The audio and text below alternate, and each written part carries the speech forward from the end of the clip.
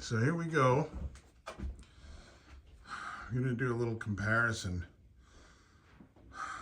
This is my studio, by the way.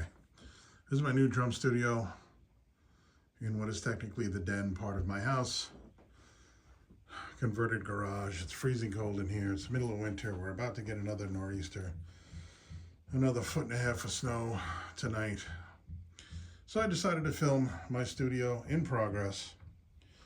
Let me back up again and give you the full lowdown of what's going on here. In the background, in the corner, you'll see my 1980s Imperial Star Tama drum set.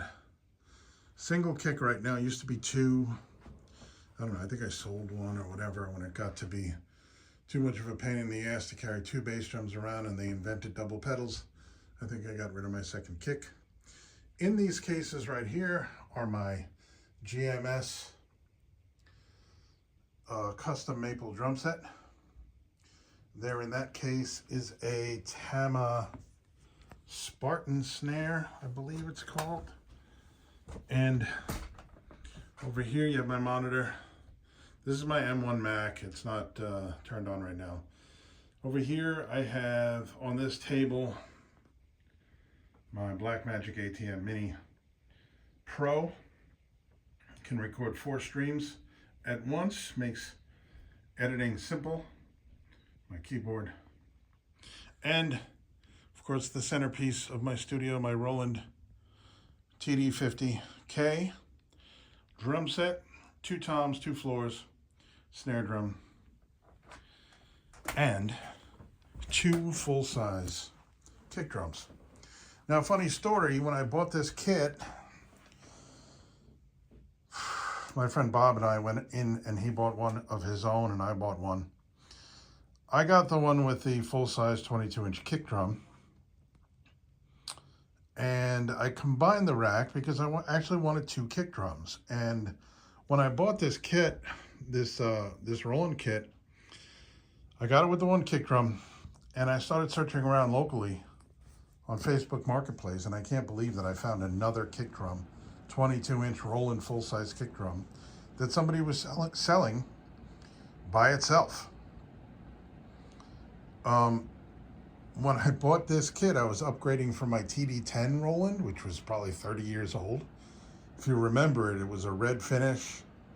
The toms were a bit smaller, and it just had a kick pad, no kick drums. So I brought that entire Roland kit, I packed it up in my van, and I drove out to this dude's house, which was pretty local. And he gave me this bass drum, and I gave him that entire Roland kit. And it was pretty much a wash. He wanted a drum set for his kid. Things still worked really well. Roland, after 30 years, still worked awesome. Here's a little bit of a peek. My Pearl eliminators. Really great set of pedals. My Iron Cobra hi-hat, which I've connected to the rack itself. I want to get into more detail in another video because I still have to do some modifications to the rack.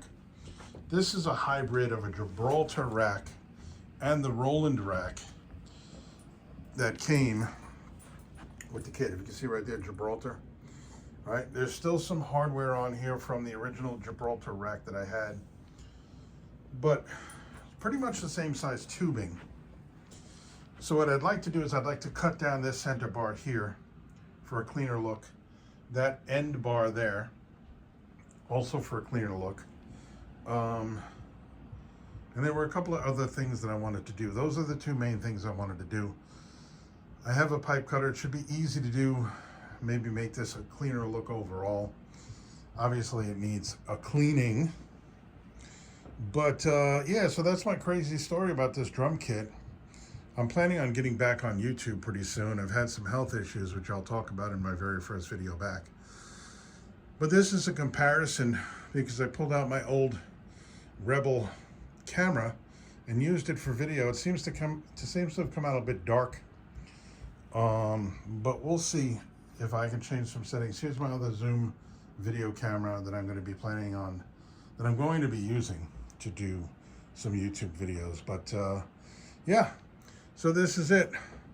Roland TD50K, Tama Imperial Star from the 80s.